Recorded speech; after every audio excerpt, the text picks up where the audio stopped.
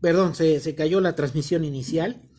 Y ya, bueno, quisiera yo concluir, pero les decía yo que finalmente quien va a afectar, se va a ver afectado, pues ese ciudadano común y corriente, ¿no?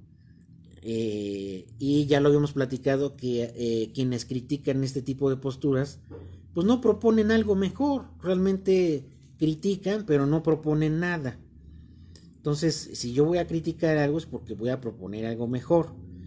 Y en este sentido, se ha considerado que, eh, según los estudios, si se conserva la Guardia Nacional bajo mando militar, se podría crear ya, dar en el mediano y en el largo plazo, la profesionalización de los cuerpos policíacos, por lo menos en el índole federal. Y que, pues obviamente, se pudiera eh, reforzar el tema a nivel municipal y a nivel federal, ¿no? Entonces yo pienso que la decisión es correcta, el ejército no va a estar en la calle para violarnos los derechos o para estar en un estado militar, eso es falso, que puede ser algo peligroso si llega algún mando como el que está en la cárcel ahorita, Genaro García Luna y otros, y que usaran estos cuerpos castrenses para estar aliados con el crimen, como así sucedió, ahí sí se vería un peligro de que el ejército estuviera en las calles. Pero hasta ahorita ninguna policía municipal, ninguna policía estatal ha sido suplantada por el ejército, no lo hemos visto. Y desafortunadamente lo que vemos que es que, por ejemplo, la policía más cercana al ciudadano, que es la policía municipal, pues sus planes de instrucción y de capacitación pues están coartados, ¿no? No hay recursos, o quién sabe qué pasa, pero nomás no funcionan porque los gobiernos municipales al segundo año se están acomodando y cuando ven ya tienen a la vuelta el cambio de administración municipal, ¿no? Ahí pues debería de haber alguna propuesta para que eso no impida que las policías municipales, estatales y obviamente la federal se refuercen, ¿no? Entonces, se aplazó la discusión en el Senado por ese sentido, precisamente por no alcanzar la mayoría calificada.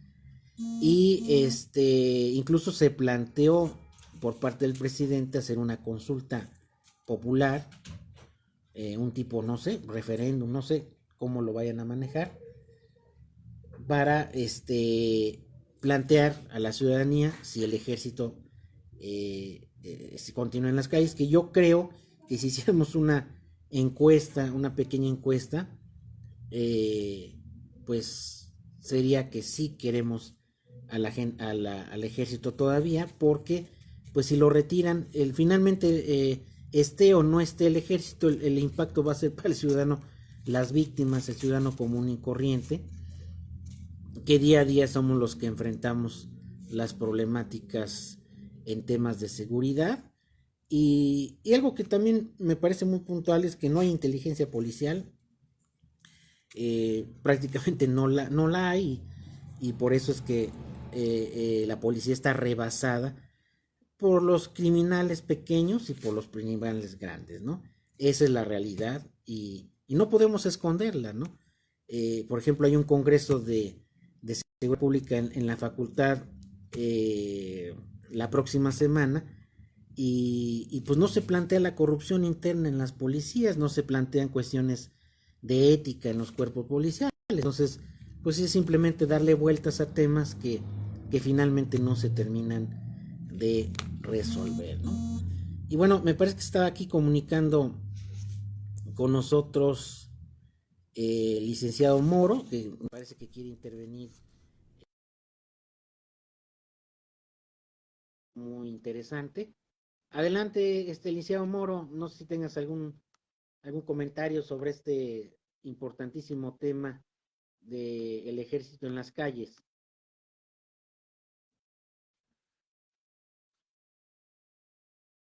A ver si nos está escuchando y lo agregamos aquí a la... Es que se nos cortó la primera transmisión.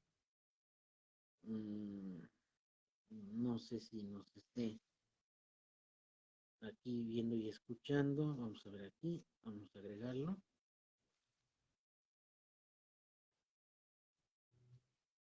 No, me parece que aquí hay una falla.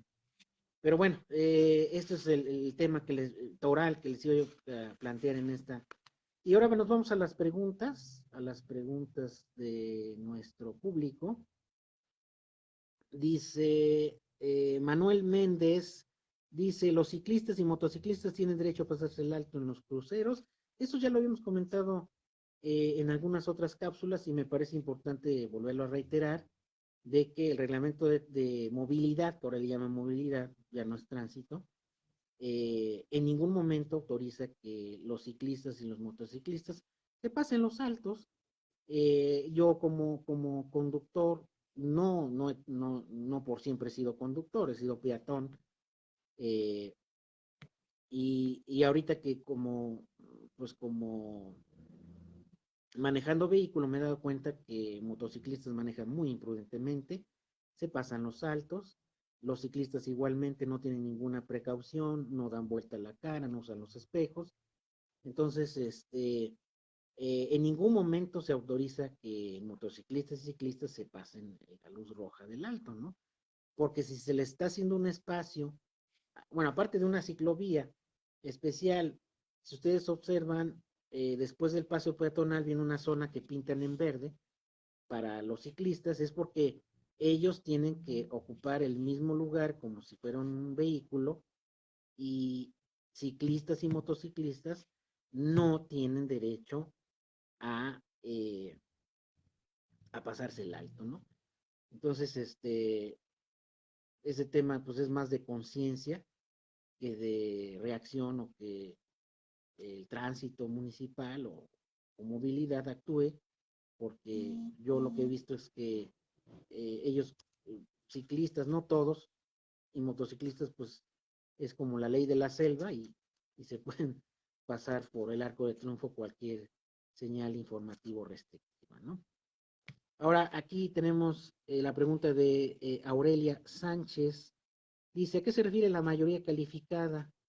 Que incluso le hemos estado comentando. Recordemos que hay reformas a la ley y a la Constitución, sobre todo a la ley, que para que se aprueben, por ejemplo, si estamos hablando de 500 diputados, 300 de representación proporcional y 128 senadores, y 200 de mayoría relativa, estamos hablando de que una mayoría simple es la mitad de esos cuerpos legislativos más uno, y se aprueba una ley. Pero hay otras leyes, como la ley de seguridad y el tema de los militares, que necesitan mayoría calificada, que son las 2/3 partes o las 3/4 partes, si lo queremos ver así, de la votación para que pueda pasar una reforma, ¿no? Entonces la mayoría calificada es más allá del umbral del 50%, 2/3 partes tienen que estar de acuerdo para que una ley, sobre todo modificación constitucional, como la que se quiere hacer, pase y se apruebe, ¿no?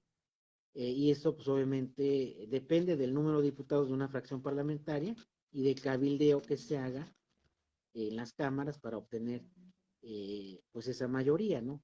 Eso fue lo que pasó en el Senado, de que como no hubo, ya se planteaba que no había mayoría, se determinó devolver el dictamen y volverlo a discutir más adelante, y se quedó en stand-by ese tema de la seguridad y los militares, ¿no? Luego tenemos otra pregunta aquí de Gaby Holguín. Nos dice, ¿las cartas de pasante se pueden registrar ante el tribunal? Este también es un tema muy interesante. El artículo 20 del Código de Procedimientos Civiles autoriza que no solamente se registren los títulos, por lo menos aquí en Puebla, sino también las cartas de pasante se pueden inscribir, siempre y cuando haya la responsiva, quede un abogado patrono bajo la responsiva de el pasante, quede bajo la responsiva del abogado patrono, y sí se puede registrar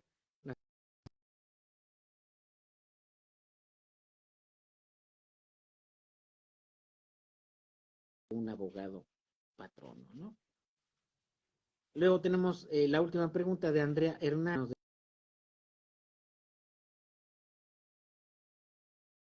Los temas económicos no afectan a ellos, les voy a decir por qué, porque ellos tienen un presupuesto y reciben sus dietas y sus salarios íntegramente. A quienes afectan es al ciudadano común y corriente. El fenómeno de la inflación, no soy economista, pero me parece que es parte del ciclo económico, o sea, es algo que se repite cíclicamente, para los que luego dicen que la inflación es provocada. No, es parte del ciclo económico y es un fenómeno mediante el cual los precios de los productos se elevan debido a la escasez de algunos de esos productos, ¿no? ¿Eso qué quiere decir? Que, por ejemplo, si en el caso de la guerra de Ucrania y Rusia, los granos que de ahí se iban a otros países ya no se producen o se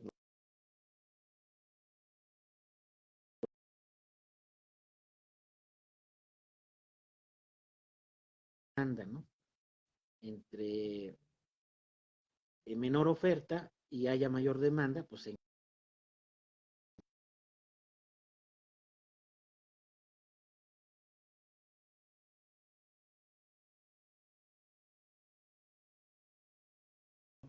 básicos se eleven de precio, ¿no?